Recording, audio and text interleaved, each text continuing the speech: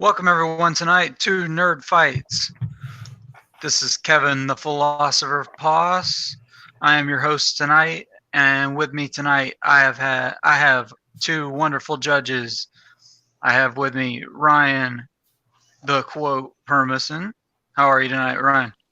I'm doing well, sir. Thank you very much for having me. This is going to be a great matchup tonight. I can just feel it in the air. And also we have Bill Philadelphia Cariola. How are you?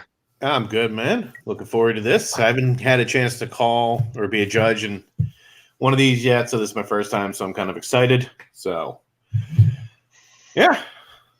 Good. Welcome to Nerd Fights, and good to have you with us. And tonight we have in the ring Mark the Maniac Camire making his debut, facing off against Kirk the Consigliere Kowalkowski, also making his debut. Guys, these are the rules. I'll keep them pretty simple. 4 rounds to a finish. We will have a 5th speed round question if necessary. The timing rules are as follows. Each person gets a 90-second opening argument, followed by a 5-minute open debate period. Kirk and Mark will battle it out. Once those 5 minutes are up, each fighter will get 60 seconds to sum up their statements. One last time for us judges. And with that, let's keep moving on. And just remember, guys, you do have a 1-minute bonus, though. Anytime you want to use it, just let me know before you start your round. All right. So with the first question here, we're going to go to a galaxy far, far away, Star Wars. Which non-canon character would add most to the canon lore? And Kirk, you chose this category, so we're going to begin with Mark. 90 seconds, sir, when you begin speaking. It's a funny thing, Star Wars and canon. And by funny thing, I mean, who's to say what's what? Because evidently all the novels, the extended universe, all that, not canon. Which is a shame, because they should definitely incorporate the story of Darth Bane. That's right, the Sith Lord himself who created the rule of 2 for the Sith Order. 1 apprentice, 1 master, 1 to have the power, 1 to crave it. This is something steeped in Star Wars lore without giving any explanation. We only know that it's a rule of 2 in the movies because we've only had 2 Siths. You know, once one goes, another one takes its place. It's like Hydra. And with Darth Bane, you get exactly why the rule of 2 needs to exist and why it continues to exist. Not only that, you get more in-depth story and lore with Darth Bane because you get to explore the elements of the holocron. You get to explore the elements of immortality, which we're kind of about to see. Plus, not only that, we need this story, and I'll go more into why when we get into the full arguments, but my choice is Darth Bane. And you can see the rest of your time? Mm-hmm. Okay. Darth Bane and Kirk, your choice, sir. 90 seconds when you begin. Oh, I'm sorry, guys. I nodded off a little bit there when Mark was talking about Darth Bane. My character is a Jedi from an older time in the past, but can be brought into any other time. I chose a character by the name of Nomi Sunrider. This is a strong female character, very unique in the lore of the Jedi. Her husband was initially Jedi. She was Force sensitive. She kind of rejected her call to the Force until her husband was murdered, and she was forced to defend their children and take up that mantle of Jedi. Very unique character, very needed character in Star Wars these days. She has unique Jedi powers. She is a practitioner of the Jedi art of battle meditation, which is something that we've kind of seen a little bit hinted at in Star Wars, but we haven't seen really displayed. She has an awesome character arc. She is, like I said, unique among Jedi, unique among Star Wars character, unlike Mark's pick, who is kind of samey. So we'll talk about that a little bit more. But I think Nomi Sunrider is a great character. She would fit into Star Wars, everything they want to do right now. And yeah, I'll consider the rest of my time. Alrighty, perfect. And we will begin the 5-minute open debate round.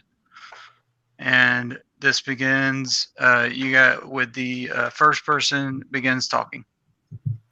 You call it a unique character, but yet you said it's a strong female Jedi. Gee, where have we seen that? The new saga. Cool. Also, where have we seen that? Ahsoka Tano. Cool. Yeah, I get it. We need more females in the Star Wars just realm, but you know, we have that. What you just described is nothing new at all. Darth Bane at least introduces the idea that where the rule of two comes from. We get to explore that. We get to explore the fact that he found out how to come back, how to stay alive, how to stay truly immortal, which basically we're about to see come to life in episode 9 with the return of Palpatine. Where did he learn it? From his mentor. Where did he learn it? How did this come exactly, because it just keeps going back and back because they're all the same. You talk about the rule 2 and you keep bringing it up because, yeah, that's what he is. Even if we ignore the fact that Darth Bane was in the Clone Wars cartoon, technically he's already in canon. Because they have the rule 2, they introduced that. And that's all Darth Bane is. He introduced the rule 2. He's a footnote in Sith history and nothing more. He's a very boring, he's a Sith. He's evil. He's ruthless. He's bloodthirsty, just like all the other Sith. He's a very boring character. There are a lot of other more interesting Sith Lords, like Darth Revan you could have picked. But you picked this guy who really has nothing. He's connected. He's locked into that story. My character, Nomi Sunrider, you can bring her in anywhere. You can bring her in. You can change her story, make her a Clone Wars era Jedi, and you could bring her into The Mandalorian. I've already heard complaints about The Mandalorian not having enough female characters. Perfect. You get an actress, and a mature actress like a Sigourney Weaver, bring her in. That would be awesome. She uses battle meditation. Battle meditation is a force power we have not seen used. It would be awesome in film to see somebody actually control. It would be. And that is what Darth Bane does when he discovers the holocron by Darth Revan. We get to explore Darth Revan's journey with the holocrons with Darth Bane because he's learned to be immortal. We get to explore Darth Undeadu, who basically started the whole immortality angle. We get to learn it. You call him boring, but is it boring that he is the one Sith Lord who wipes out the entire Sith organization, the entire Brotherhood of Darkness? It's not, because it was unheard of. Well, first of all, he doesn't really wipe them out. He just happens to be the last one standing. No, he literally wipes them out with the mind bomb. He literally wipes them all out. Let's talk about the rule of 2, which is the only thing this character really has going for him is the rule 2. Rule 2 is kind of dumb. Because what happened is the Sith all destroyed themselves through treachery. So his response to that is, since we all were destroyed with treachery, let's let there be 2 each other, and we'll destroy each other with treachery. That's literally not what happens. I mean, all you got to do is take the information from the Drew Caprice, I'm sorry, I mispronounced his name, but the novels, the Darth Bane trilogy, it's all there. It's all there in the information. You get to learn his story. And right now, seeing a villain's rise is kind of hot. It's kind of the in thing right now. And if you don't believe me, Joker just joined the $1 billion club. So need I say more about that? People want to see more of the Sith. We don't get to see a lot of it.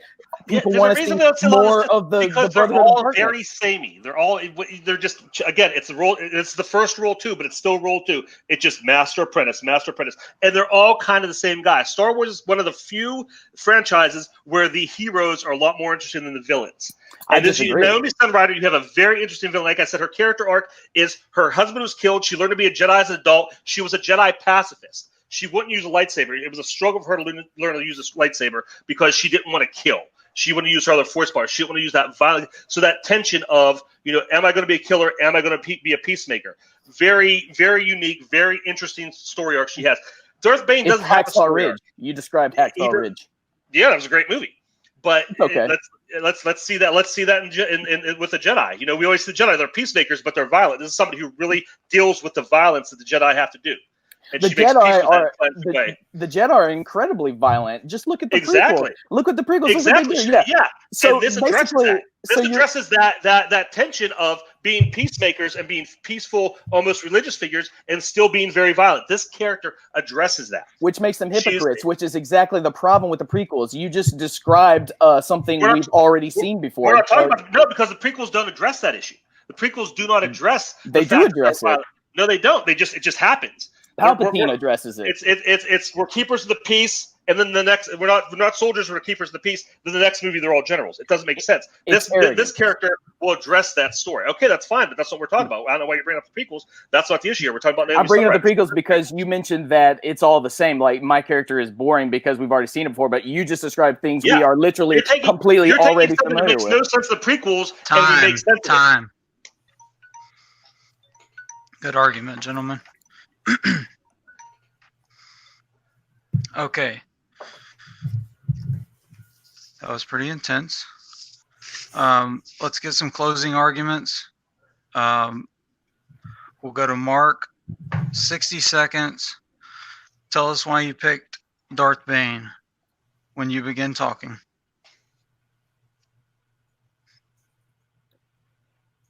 Darth Bane is a character who came from nothing, who rose to become something greater. And in doing so, he thought he found his place in something more meaningful, a grander organization, and only to find out that they were just a bunch of treacherous and just, it was all pointless. It was all pointless because everyone is settled and trying to accomplish something that was going to be unwinnable, which was the war against the Jedi. So he took matters into his own hands to do something different.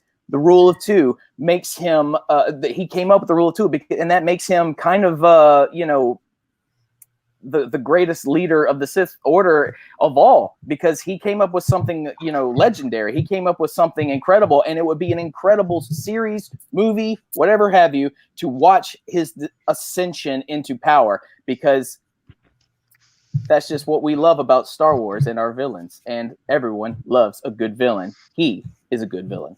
Time. All right. And Kirk, 60 seconds on Nomi Sunrider when you begin talking.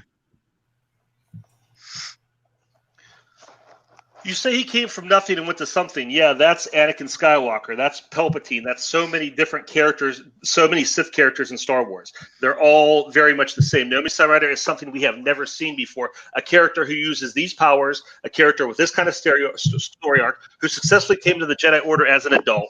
Again, you could fit her into Mandalorian. You could fit her into the new unit, into the current story. She could be the center of the upcoming trilogy.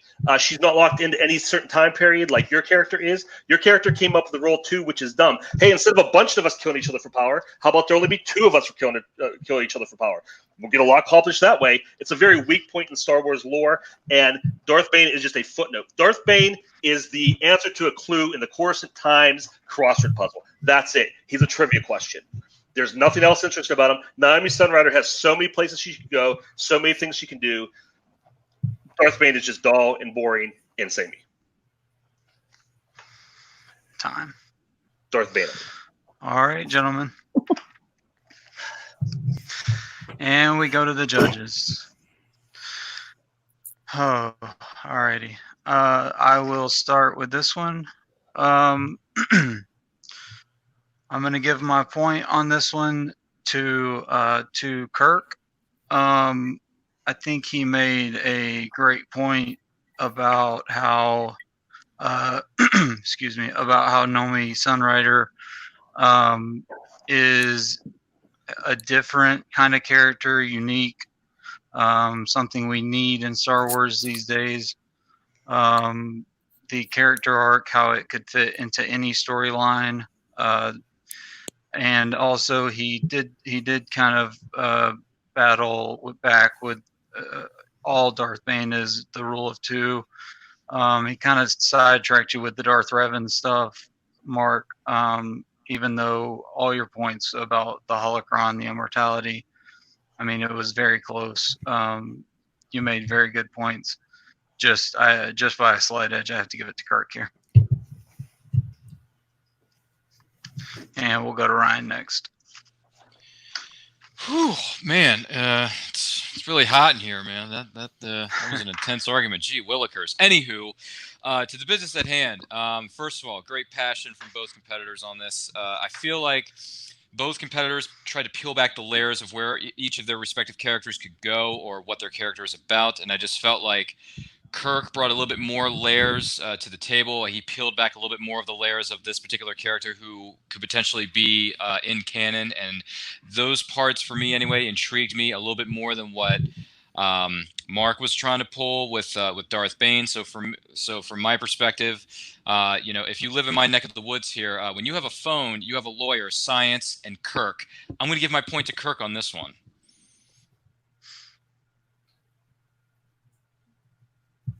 And with that, Kurt does get the point for the round. Next, we go to the realm of monster movies. What monster has the most tragic ending? And for this question, we'll start with Mark. 90 seconds when you begin, sir. Here's a word I will give you. Iconic. What is iconic in the cinema, the film landscape? I'll tell you what's iconic. King Kong, the monster of America that gave way to other monsters in America.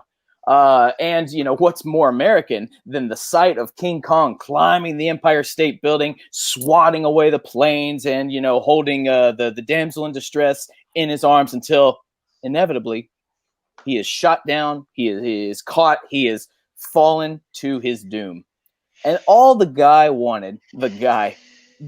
creature wanted was to be left alone and to rule his land of Skull Island. That's all he wanted. And then maybe have a little female companion because it was offered to him by his worshipers. He didn't ask for worshipers. They just came to him because look at him. He's a titan. He's a gigantic ape beast. He is the king of Skull Island, and that's where he belongs. But no, men decided we are going to take nature and we are going to cornhole it, and we're going to take that king and we're going to put him on display in chains and make him our, pardon the term, but our sideshow monkey. But, King Kong's not having it. He's going to fight back because he's a king. He's a monster. He came to New York. He just wanted to be left alone. But he fought his way out, and unfortunately, it was an untimely death in the result of it. That is tragic. That's the definition of tragedy. Time. Good.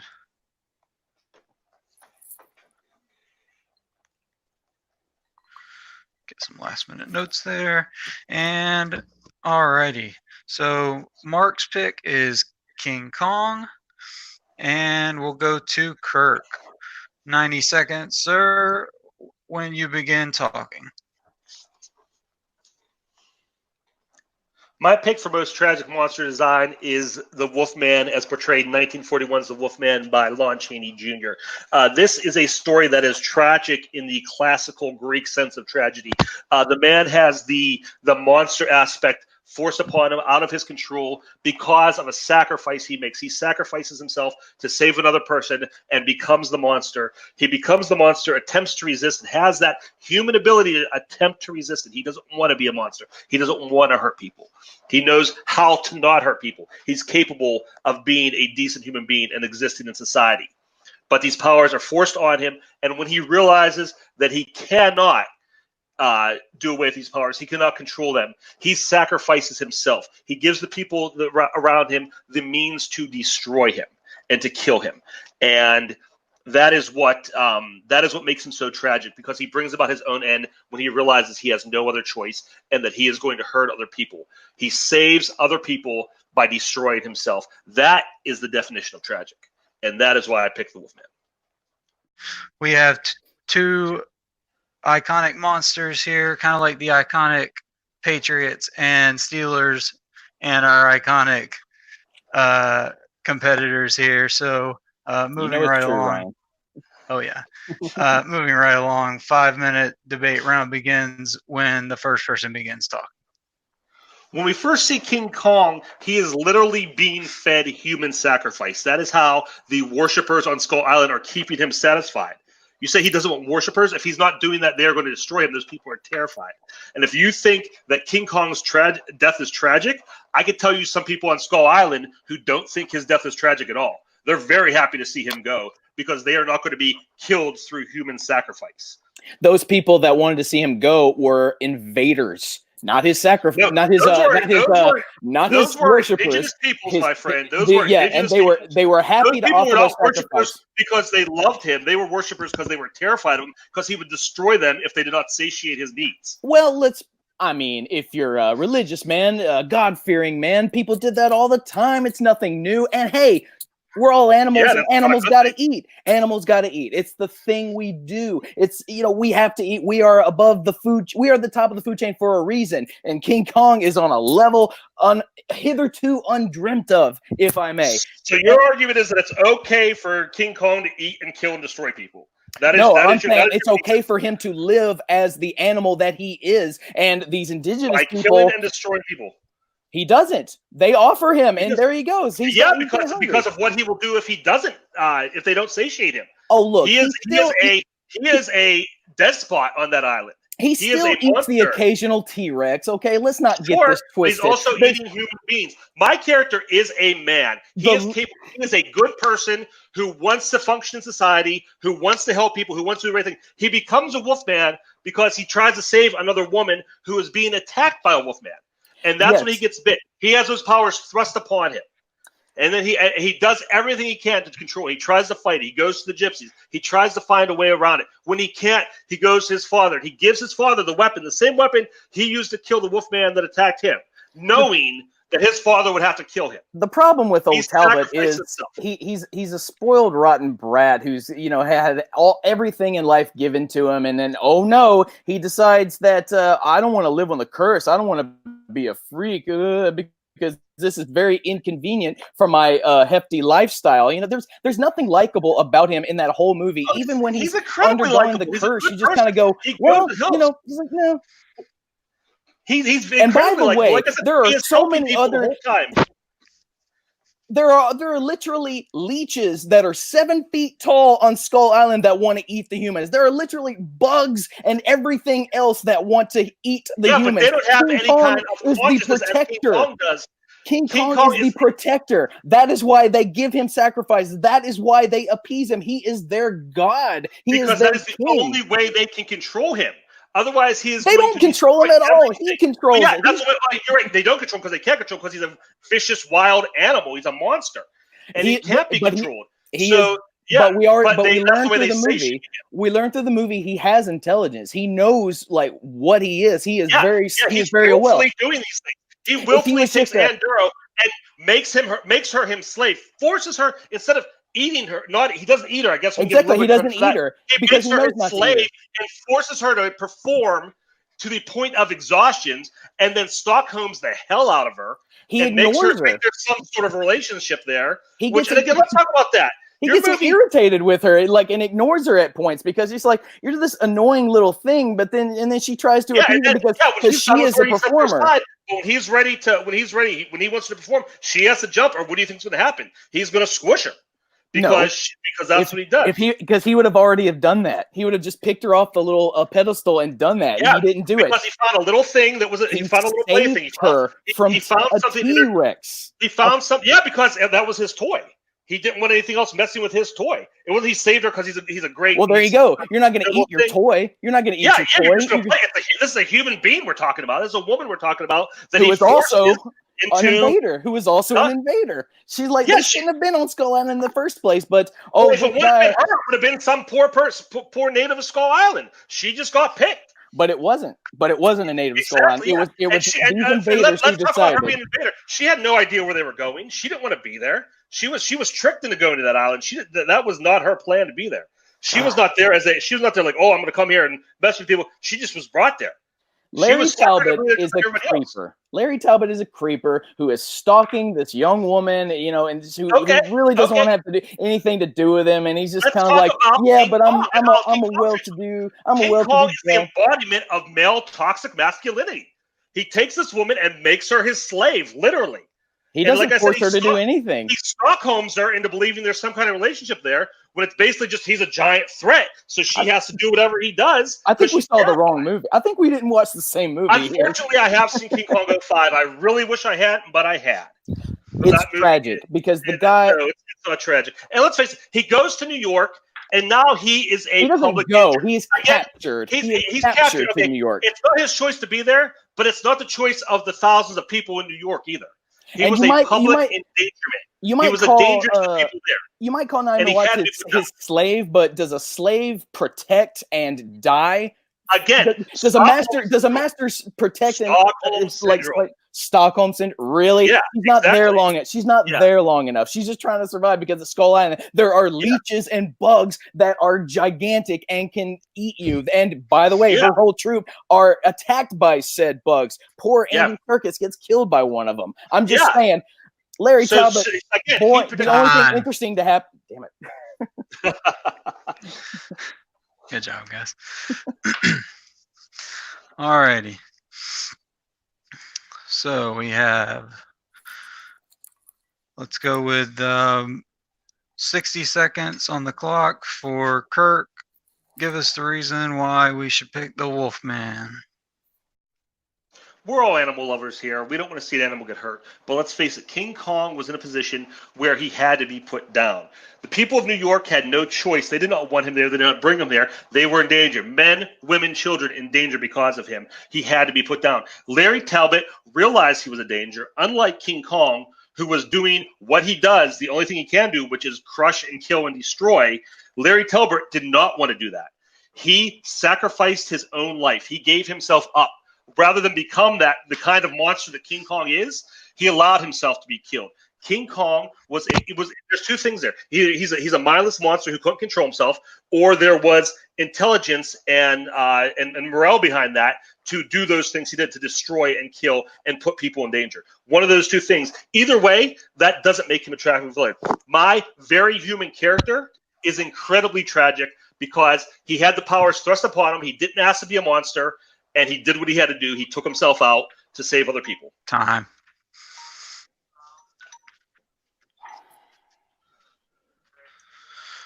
Alrighty. And finally, Mark, give us the reason, 60 seconds, on why we should select King Kong. It's not a metaphor for toxic masculinity. It's a metaphor for how a certain group of people took a certain other group of people in chains and brought them over to the homeland. Need I say more about that? And sometimes when you cage the beast gets angry. So that is what it's all about. The only interesting thing to happen to the man, to Larry Talbot, is the fact that he got bit by the wolf and got turned into a werewolf. And here's a spoiler alert for you. He doesn't die because he comes back in a sequel. So there's nothing tragic about that. He comes back. King Kong, on the other hand, does not come back. He is forced into this land he doesn't want to be in. Yeah, he's a danger to the New York people, and he had to be put down. You know why? Because he was brought there unwillingly, against his will, away from his home. He didn't want to be there at all. And then they used his female friend as bait.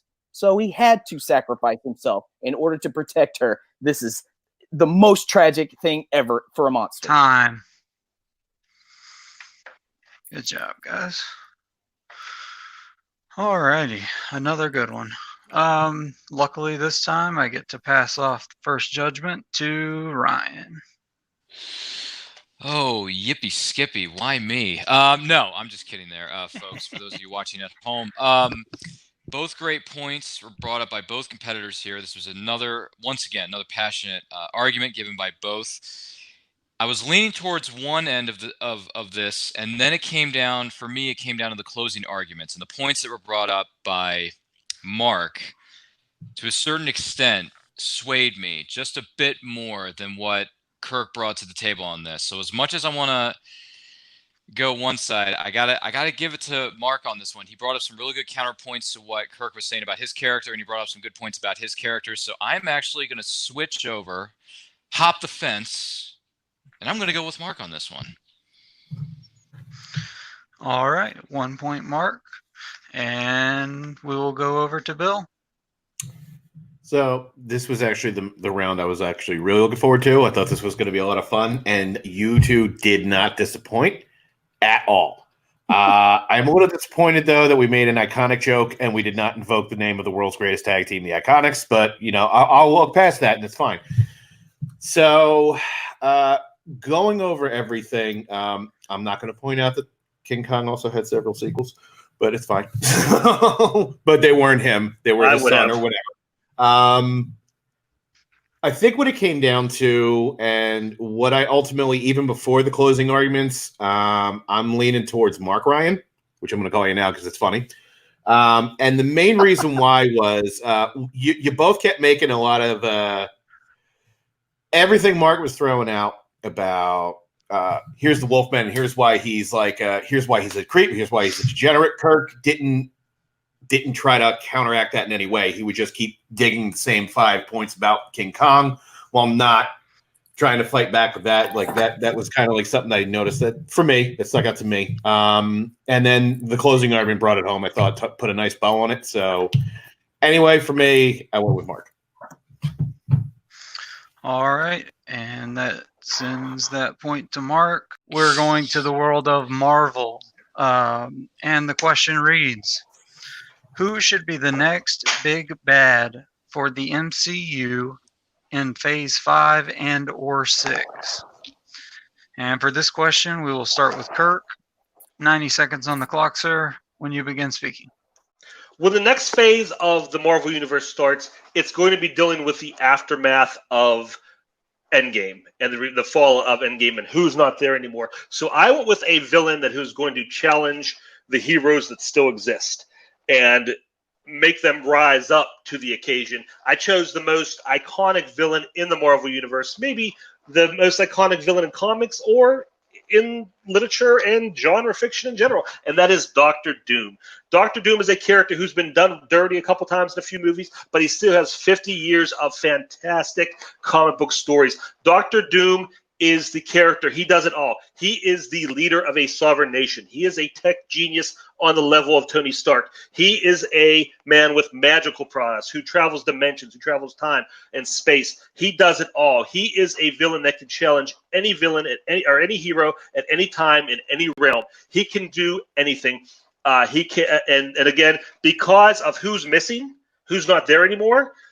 He is the guy who's really going to make these heroes dig deep and find out who they are and what they can do and what they're capable of, because he is the greatest villain ever. You can sit. You good, Kirk? Alrighty.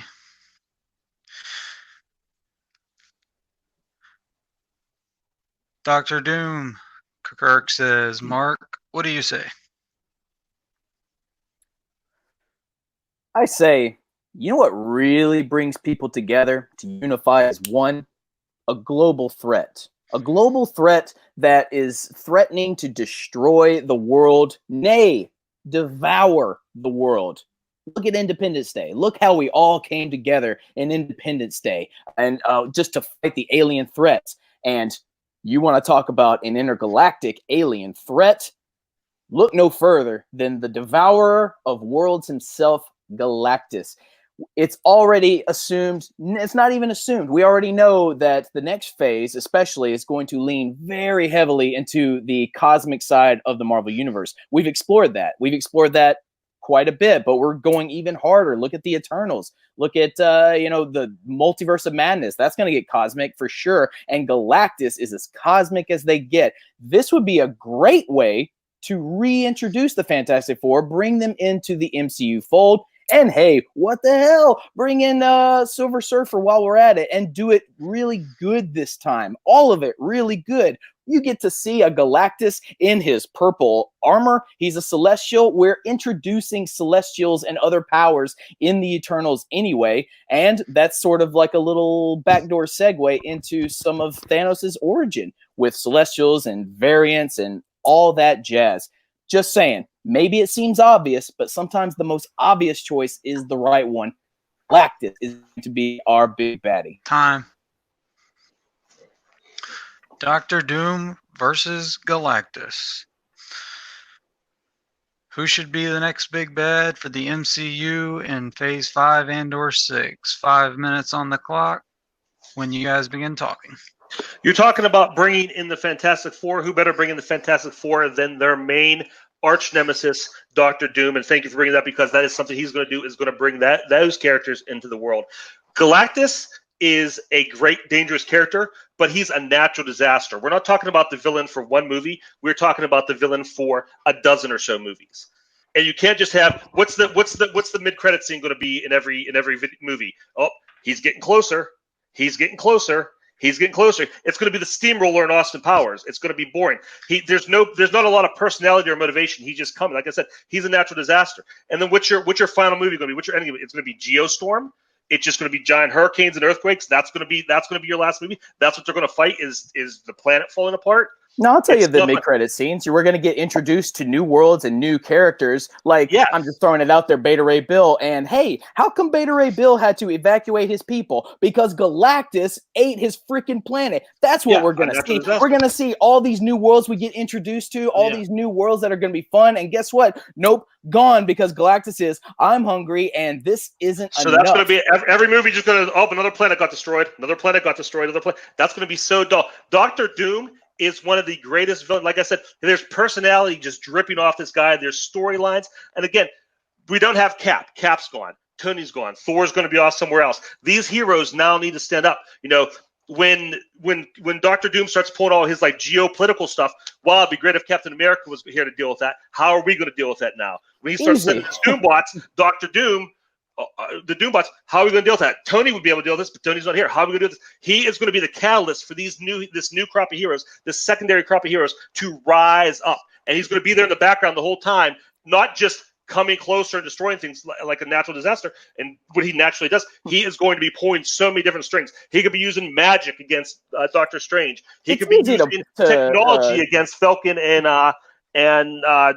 Winter Soldier. It's easy to get rid of a diplomat like that. You just have a UN meeting and say, "Hey, we don't like what you're doing, so we discuss your bill." A UN meeting, you know. 50 years this character's been around. That's never worked. Victor likes to sit on his throne and throw out rhetoric and how I'm better. It'll be just you're doing You're doing a very poor disservice to Dr. Doom. You obviously not read a lot of Dr. Doom comics. It would be on brand, wouldn't it? With these movies, wouldn't it be on brand with these movies? Because that's like saying Galactus just is all he does is sit back and soar in, which is true in Galactus' case. Dr. Doom actually do things. He's going to take his armor and he's going to do magic shit, but everyone's just going to be like, no, we like Doctor Strange's magic better. And you're talking about, we're going to outer space. We did that. Our last villain was an intergalactic villain. We explored all that. Infinite, sir. There are so many worlds. The universe is huge. As Captain Marvel said, there are a lot of other worlds out there. Yeah, but we've already seen, our main villain was already focused in that for the past 20-some movies. That's like saying we've seen Thanos in post-credit scenes a couple of times and we're sick of him. Were we sick of him in Infinity War? Were we sick of him in Endgame? No, because he was doing things. He has a personality. He's plotting. We saw him in Guardians of the Galaxy. We saw him in these different movies doing things, coming up. Okay, this guy is scary because he has a plan. He has a plot. What is he up to? He's bringing these things together. He's not just something moving slowly. You're right. And you know what Doom's plan is? I'm much smarter than Reed Richards always. Yeah, and he's going to prove it. And he's going to use magic and dimension travel and technology to prove that. And all the heroes are going to have to figure out how to stop that. They have to figure out how to stop one guy 50 light years away. Yeah. Do you know anything? Have you read Dr. Doom comics? He's the most dangerous character. My Marvel shelf will tell you, yeah, kind of. Well, then obviously you're lying and you're just saying this to win the fight because I took Dr. Doom and you took the wrong character, because Dr. Doom is one of the most dangerous characters there, and they know it, and he's there, and he's in the background pulling these strings. He is a character. He can't be a giant threat. He can't be the giant threat for the Avengers when Reed Richards and the Fantastic Four thwart him every single mission. I have the comics to prove it. Well, the Avengers thwart Thanos every mission. Spoiler alert. That's how comic book stories end. The heroes beat the villains, but it's a matter of how do they beat the villains. And again, not always. We have all these up and coming heroes coming, and how are they going to deal with this? Is it really going to be exciting? Like, guys, 500 million light years away, there's something coming, or there's somebody who's on your front door constantly. Yeah, and when You he gotta gets do it Earth, from how a are they going to diplomatic, beat from him? a government, from political, from military, How do you beat from Galactus? technology, from There's my magic, question to you. How do you beat him? all How do these you beat things. him? Who? How do you beat Galactus? Tell me how you beat him. I don't know. Exactly, How do beat Dr. Doom? exactly, and that's something that they're gonna have to figure out because none of them know. None of them know. Dr. Yeah. Doom, you just take his mask off. And he's like, Time. Good job, guys. Nice civil argument there. All righty. Let's close this out. 60 seconds on the clock for Mark. Tell us why we should pick Galactus. because if you take Galactus's helmet off, he doesn't go, I'm ugly. Don't look at me. Don't look at me. Oh, that's literally Victor Von Doom. He is so ashamed of his tiny disfigurement that he makes it worse by putting a hot metal face mask on him, and he's scarred. And that's why he's mad at Reed, because Reed is smarter and better looking by comparison. Galactus, you don't have to worry about all that stupid stuff. You have to worry about being a global intergalactic threat because he is destroying planets. Maybe to Kirk, mass genocide is boring, but it's not a boring thing. It is a tragic thing. I'm bringing that word back. It's tragic, okay? These people losing their homes. We get reintroduced to some of our cosmic characters that we have yet to be introduced to. We get reintroduced to the Fantastic Four. And what the hell? Maybe Victor Von Doom shows up and he's kind of like, Reed Richards, you... boring, whatever. Galactus, the Devourer of Worlds. Time. Alrighty. And closing arguments for Dr. Doom. Kirk, when you begin talking. You know what happens when you take off Galactus' helmet? Nothing, because he has no personality. There's nothing there. Yeah, Mark, you're right. You don't have to deal with any of that stupid stuff like character or personality or backstory or things like that with Galactus. You're right. We can put all that stupid stuff to the side. Do I know how they'll beat Galactus? No, because I'm not a comic book writer. I don't know how they're going to beat Dr. Doom either, but I'll tell you this. Find out how they're going to beat Dr. Doom is going to be so much more interesting and so much more fun to watch over a span of a dozen or so movies. Galactus is far away. He's coming. He lands. Oh, hurricanes, earthquakes, boy. Dr. Doom is going to have something new to throw at them every single time. He's going to be catching them off guard. It's going to be a different attack, different story. He's going to be pulling strings in the background because that's what he does. He plots. He's not an object. He's not just an entity coming. He is a person. He's a personality. He is a constant threat. He is smarter. He's as smart as Reed Richards. His hubris doesn't mean, but he's as smart as Reed Richards. He's as smart as Tony Stark. He's as dangerous in magic as Doctor Strange. He is as smart militarily as Captain America. He has all these things, and the heroes have to figure out how. All right. Another tight one. That's what she said. Sorry, couldn't resist. And for the first judgment, we will go to Philadelphia. Of course. So, I hate having to pick between these two because they're both fantastic. Fun? Yeah. So what kind of drove it for me, and I'm going to give it to Kirk. The reason why is because the one thing where he said, like, and it kind of stuck out, where it's like, that he's a natural disaster. It's one kind of movie where Dr. Doom plots and concedes, and he's working behind the scenes, like, for a big bad. We already I know we did have the galactic threat of Thanos already, and even though they're probably building towards that, I think a more compelling villain would be Doom, and he sold me on that with how that happens, how you don't have these guys anymore, but he's already like he's already ahead of you. He thinks ahead of you. Like, you can't really work with, like, you can't really beat him. Like, you can't outthink him. And yeah, so that's why I went with Kirk. Oh, and just so we know, the ultimate nullifier is what defeats Galactus. So Thank you. I couldn't think of that. Don't even ask. But I would also recommend Books of Doom by Ed Brubaker if you're a Dr. Doom fan. Yeah. Anyway, that's it. Alrighty. So 1 to Kirk, and I'll go next. I'll go ahead and just put it out there. My point is going to go to Kirk as well. I feel like you just gave. I'll just give this point. You made really good points about how he would fit really well in whatever they decide to do. Being the leader of the sovereign nation, smart along the lines of Tony Stark, and not having Cap, Thor, Tony, all that. And then having Thanos as the last villain, and that slow, that slow threat build is just, I don't want to really see that again. Mark, you made as many good points as possible. I really thought I was going to go with Galactus on this one, but Kirk, you made just too many good points that I couldn't battle. So my point does go to Kirk. All right, so Kirk does take a 2-1 lead. So that brings up question 4.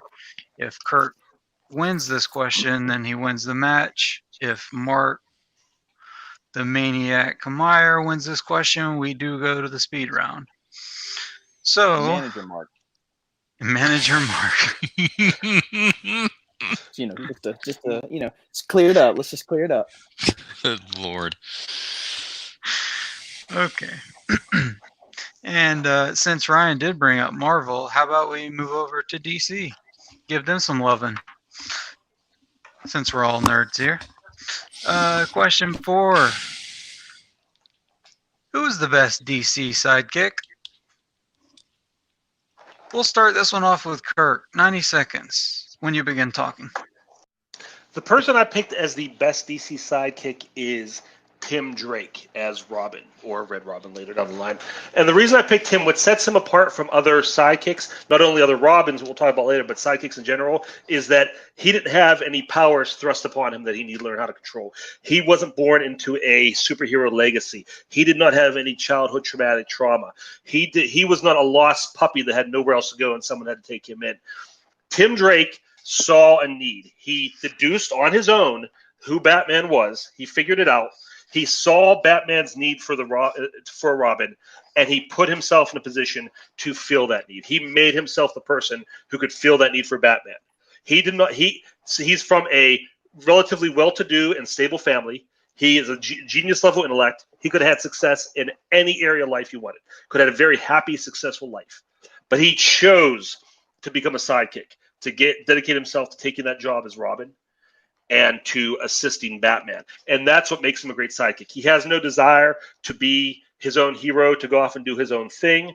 He is a great standalone hero, but that's not what he's there for. He is there to support his mentor hero, who is Batman.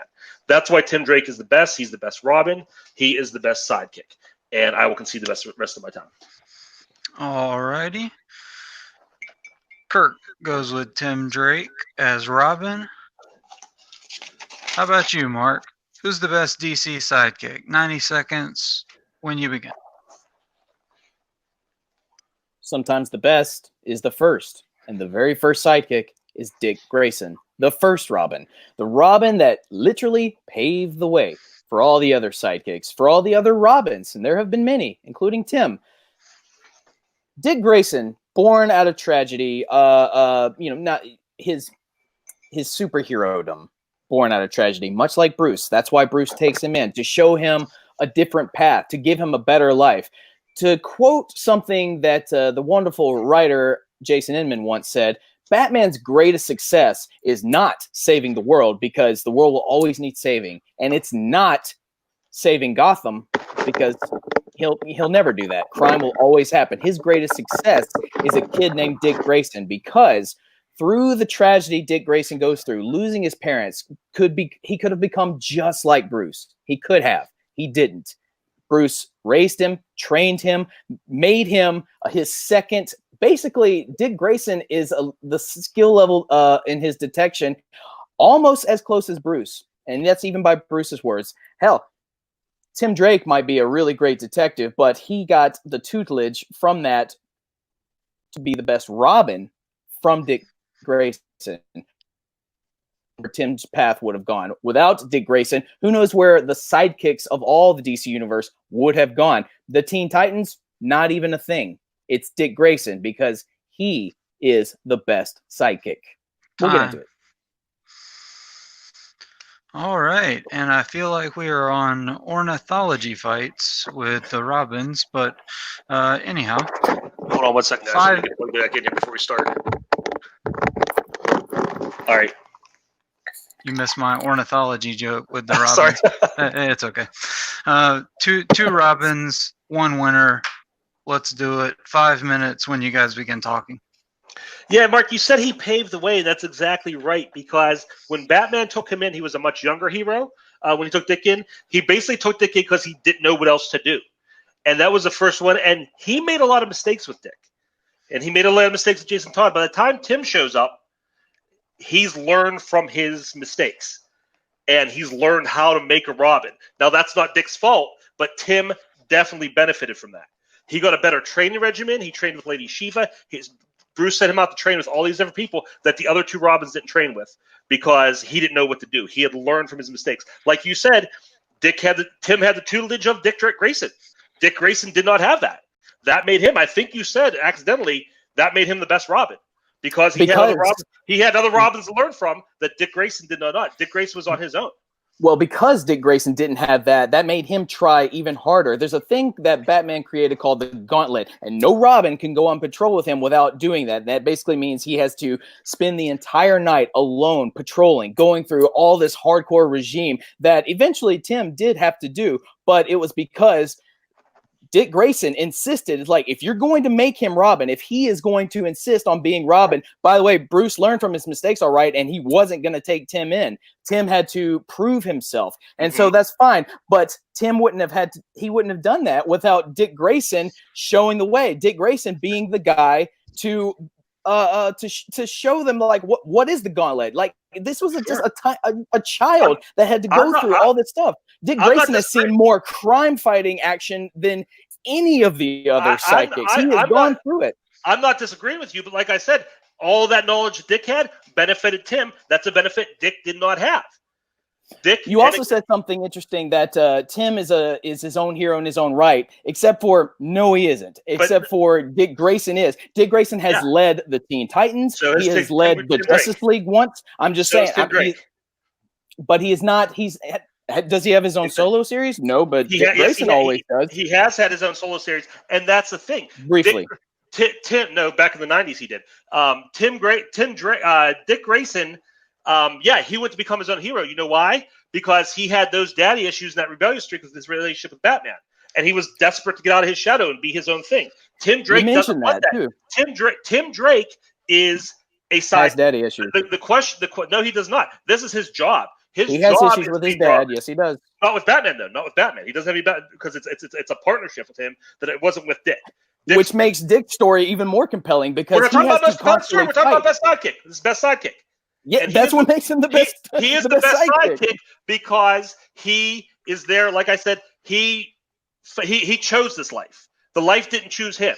He came in and he learned all these things from Batman and from Tim Drake and all these other heroes. He is the best. Ra's al Ghul refers to Tim Drake as detective, a name that he reserves only for Batman. Ra's al Ghul, maybe the person who understands the ins and outs of Batman better than anybody, looks at Tim Drake as an equal detective. He's equal on computer skills. He speaks multiple things. Again, you said he learned all this stuff. He taught himself all this stuff before he became Robin to go and become Robin because he wanted to help Batman. He didn't have to go on. He didn't go on to become Nightwing.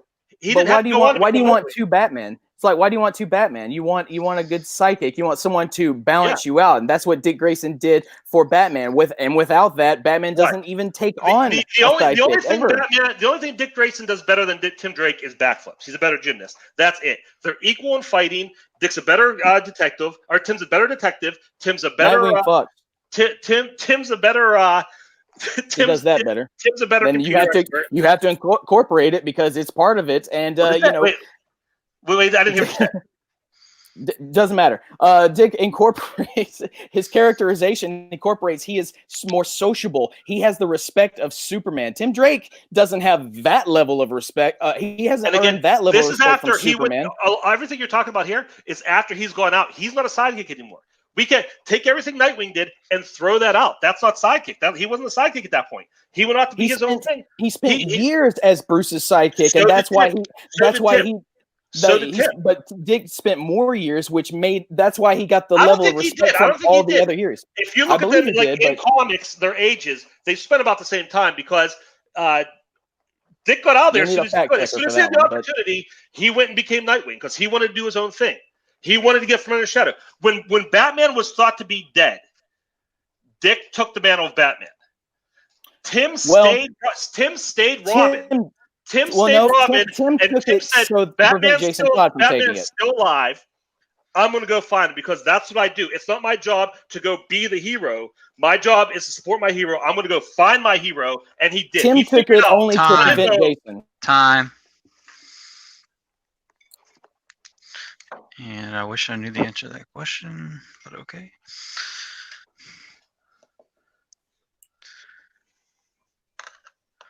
All right, guys. 60 seconds on the clock for Mark. Convince us why Dick Grayson is the best Robin. Or is the best DC sidekick. Yeah. He's the best sidekick because he was the first. He started his own group. He showed that he has the level of skill ready to be a leader someday. And one day he did. He has garnered the respect of all the DC heroes. And that was still when he was a teenager, still while he was Robin, before the falling out. Without him, without Dick Grayson, Jason Todd does not happen. Without Jason Todd, Tim Drake doesn't happen. Tim Drake is a great detective. It's true. But other than that, he doesn't. He shows his aptitude. He wants to be better than Batman as a detective. He wants to be his own hero. But that's the thing. Dick Grayson knows that being a good psychic is to help your mentor out, to be the counterpart, to balance it out. He balances this out with humor, with extra, as you say, gymnastics. Yeah, he's a freaking acrobat. Dick Grayson is the sidekick all the sidekicks want to be. Time.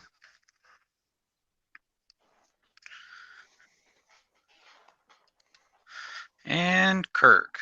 I'm going to use my extra minute. Okay. So you will have 2 minutes I forgot about that. On the clock to tell us why, to tell us why Tim Drake is the best DC sidekick when you begin talking. Like I said, Tim Drake is the best DC sidekick because he chose to become a sidekick. He chose to support his hero. He had no aspirations, nor did he ever really have them, to go and be something else beyond that, unlike Dick Grayson. He is there to support his hero. That's what the best. He learns from him. He takes on his skills and his traits, his good traits, and he carries those out, and he continues to support his hero. Like you said, everything you said there, Mark, that all applies to Tim Drake. Dick Grayson wanted to get away. As soon as he got a chance, he went and became Nightwing and did his own thing. You talk about Dick being a leader. Tim led the Titans. He led the Young Justice. There was an attack by, I believe it was Chemo on Bloodhaven, and it was a huge disaster. And the Justice League showed up, and you know what they found out? Tim Drake had it covered, and they actually started taking orders and following the lead of Tim Drake because of how good he was handling the situation. So he has that pedigree as well. At the same time, though, he doesn't want to lead the Justice League. He doesn't want to go do that thing on his own. He doesn't want to be Dick Grayson or Wally West. He wants to be Robin under Batman, support Batman.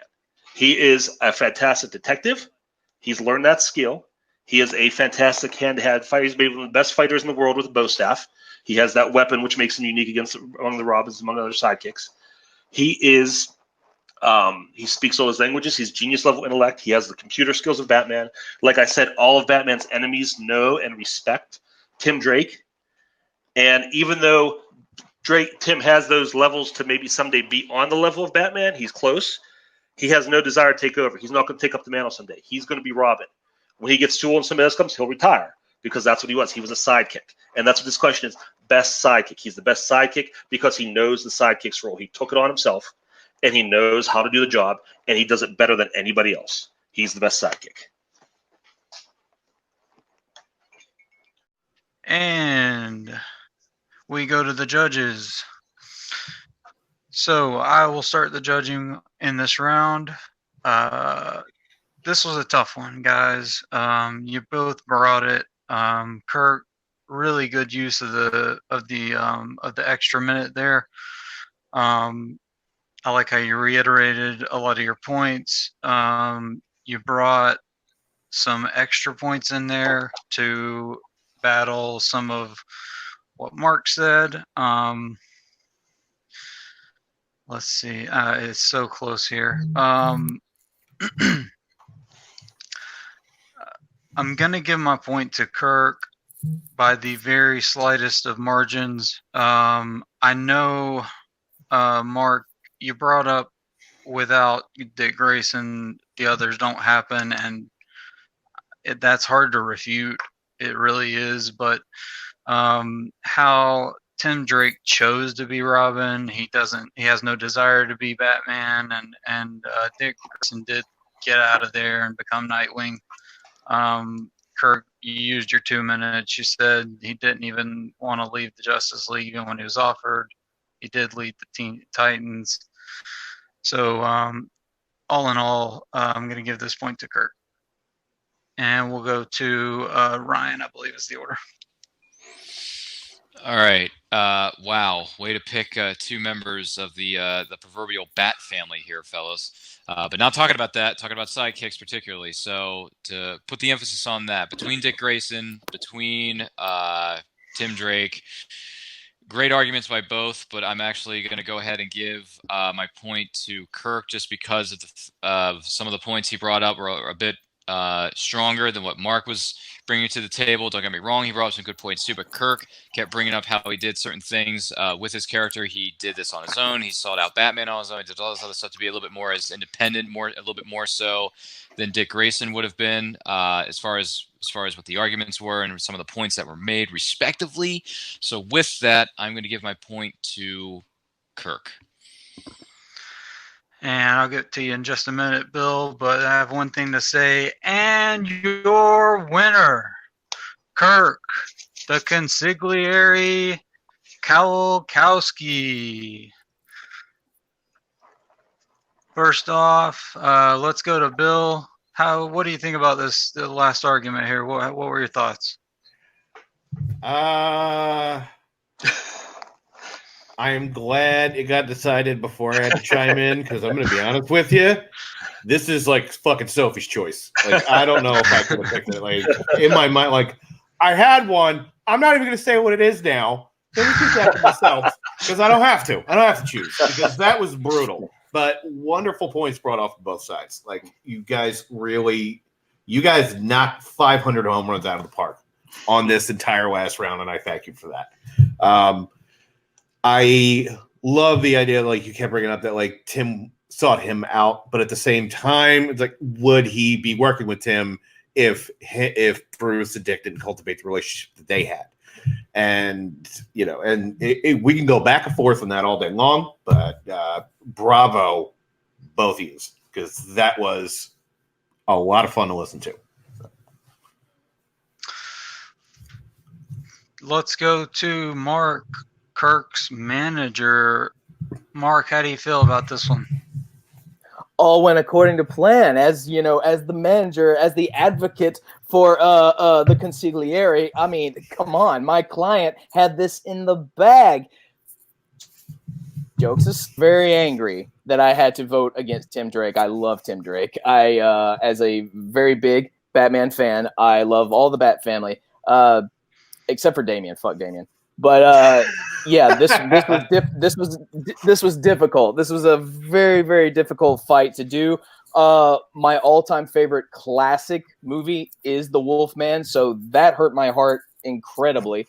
But I think Kirk knew that, so he went ahead and he said, "No, I'm going to hit you where it really hurts." But I know what a powerful debater Kirk is. Offline or online, but we go back and forth about other subjects. If this had been a different kind of Star Wars question, we'd still be arguing. But save that for another day. Very, very happy with my performance. There's a few things I wish I had. You always think in hindsight of the things you should have said, but most of what I said, I left it all on the table. And congrats to Kirk on the win. As I said, it's all according to plan. And we go to Kirk, the big winner, your first win in Nerd Fights. How do you feel, Kirk? Yeah, I'm a nerd and I like to fight, so Nerd Fights is the place for me. Yeah, I want to thank my manager for everything he did for me here today. It was he did his job well. But no, seriously, like Mark said, off camera, he and I debate a lot, so about a lot of different things. So iron sharpens iron, and I got to if I'm going to take credit for this one, I got to give some to him too. And a lot of the other guys I work with offline because they keep me on my toes. They don't let me get away with anything, and they keep me like I said, fresh and ready to battle the next point. So thank you to Mark. He had a great fight.